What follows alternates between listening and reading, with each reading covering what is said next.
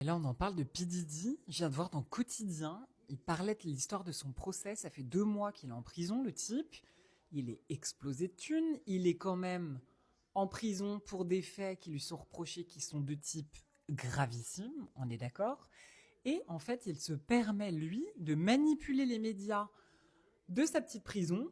Voilà, il passe des coups de fil, il met en scène sa famille, ses enfants, sa conjointe, elle est aussi là-dedans. Ils se mettent en scène en train de lui souhaiter son anniversaire, lui en tôle, eux à la maison, en mode papa, I miss you, tu nous manques, etc. De la pure manipulation.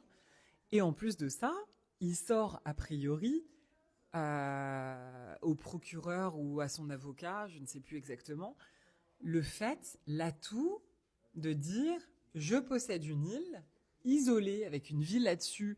Je vais vous passer les détails, mais quand même à 9 millions de dollars a priori, d'accord. Et il explique qu'il serait peut-être mieux pour lui, puisqu'il a l'air d'être un peu trop bien loti en prison, selon ses dires, et bien qu'il puisse s'installer tranquillement sur son île à 9 millions de dollars la villa, et que ce sera bien plus sécure pour tout le monde, et qu'il profitera un peu moins du système en attendant le verdict du procès. Mais en fait, P. Diddy, je t'explique, les faits qui te sont reprochés, je vais y arriver tellement je suis fâchée, les faits qui te sont reprochés, en fait, ils sont graves. Enfin, je veux dire, t'as pas volé une orange sur un marché, là, mec. Réveille-toi, en fait. Wake up.